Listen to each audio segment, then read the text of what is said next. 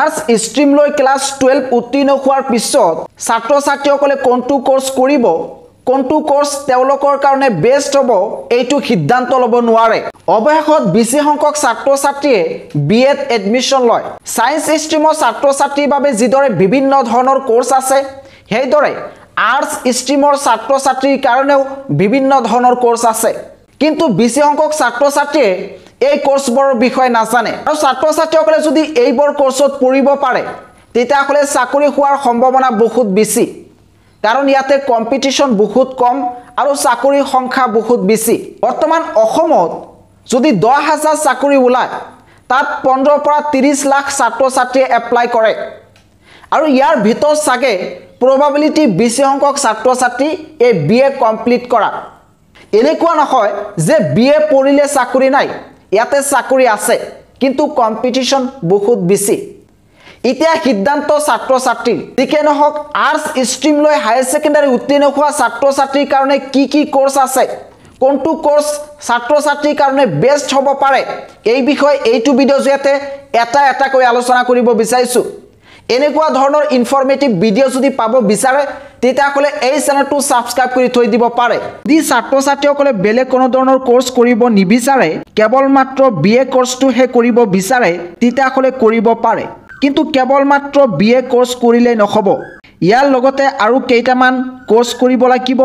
online offline দুটা মোডত কৰিব পাৰে ইয়াৰ কাৰণে এক্সট্ৰা সময় দিব নালাগে বিএ লগতে হেইবৰ কোৰ্স কৰিব পাৰিব আৰু হেইবৰ যদি কৰিব পাৰে তেতিয়াহলে চাকৰি পোৱাৰ সম্ভাৱনা বহুত বেছি হেই কোৰ্সবোৰৰ বিষয়ে এইটো ভিডিওৰ একেবাৰে শেষৰ ফালে কোৱা হ'ব 2 নম্বৰ বিবিএ অৰ্থাৎ বেচেলৰ অফ বিজনেছ এডমিনিষ্ট্ৰেশ্যন যদি ছাত্ৰ ছাত্ৰীসকলে বিচাৰে যে ডাঙৰ কোম্পানীত চাকৰি কৰিম তেতিয়াহলে এই কোৰ্সটো কৰিব পাৰে 3 নম্বৰ বিএফএ অৰ্থাৎ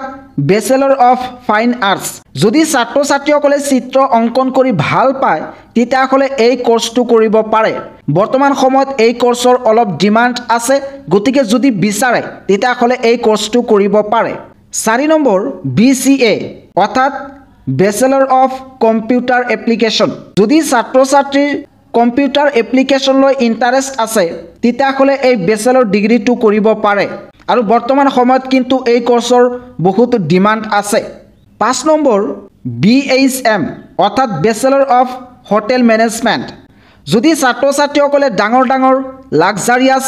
5 ষ্টাৰ হোটেলত কাম কৰিব বিচাৰে তাত যদি ম্যানেজাৰ হিচাপে কাম কৰিব বিচাৰে নাইবা ওয়াৰ্কাৰ হিচাপে কাম কৰিব বিচাৰে তেতিয়াহলে এই কোৰ্সটো কৰিব পাৰে আৰু বৰ্তমান সময়ত এই কোৰ্সৰ ডিমান্ড আছে অল ওভাৰ দি ওয়াৰ্ল্ড কিন্তু বিশেষকৈ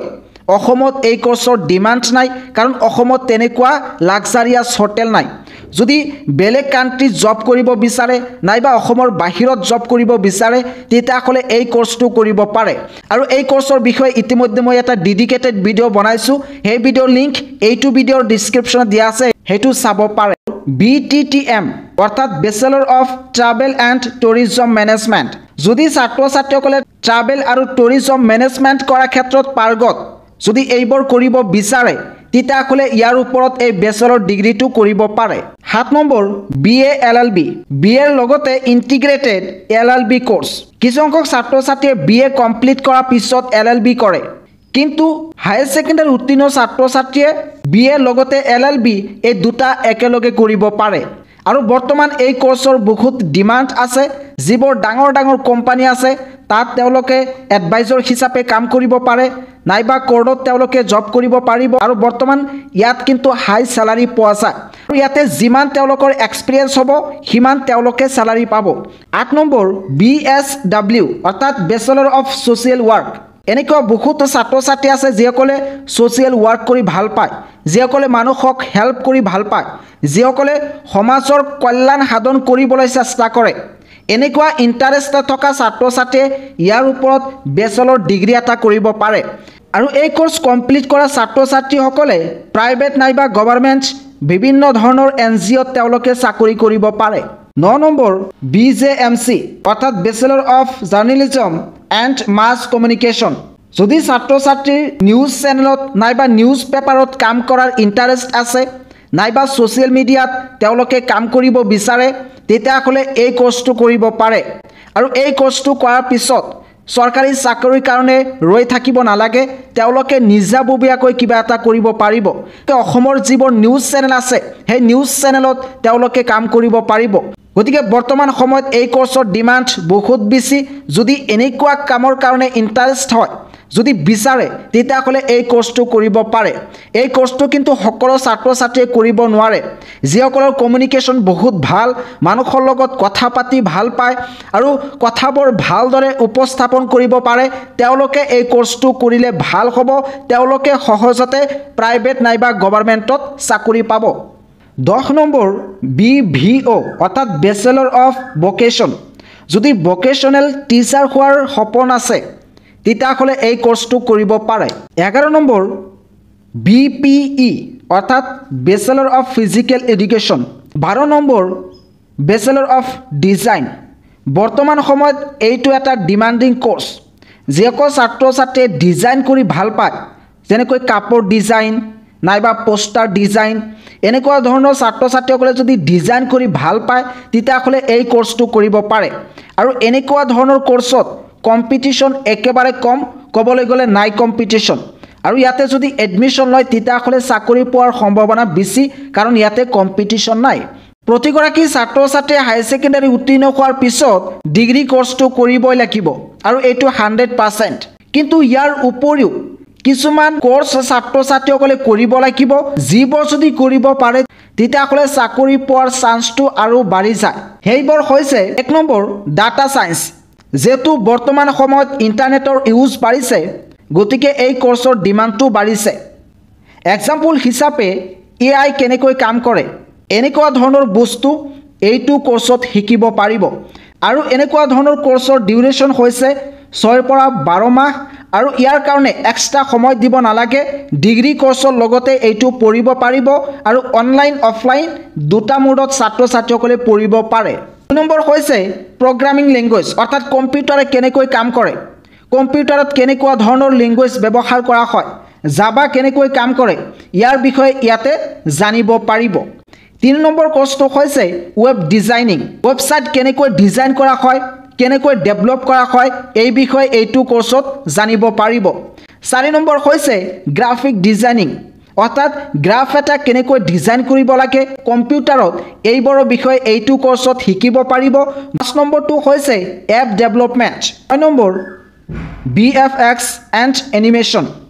যিবোৰ সিনেমা বনোৱা হয় তাত কিন্তু VFX ব্যৱহাৰ কৰা হয় তাত বিভিন্ন ধৰণৰ এনিমেশন ব্যৱহাৰ কৰা হয়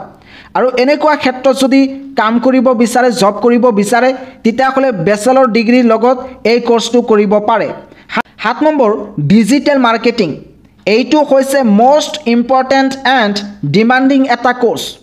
কাৰণ বৰ্তমান বেছি সংখ্যক মানুহে ফ্লিপকাৰ্ট এমাজন মিন্ত্ৰা এইবোৰ ইউজ কৰে আৰু এইবোৰ ইউজ কৰে মানে এইটো কোৰ্সৰ ডিমান্ডটো বাঢ়িছে 8 নম্বৰ ইথিক্যাল হ্যাকিং এইটো এটা most demanding and most important এটা কোৰ্স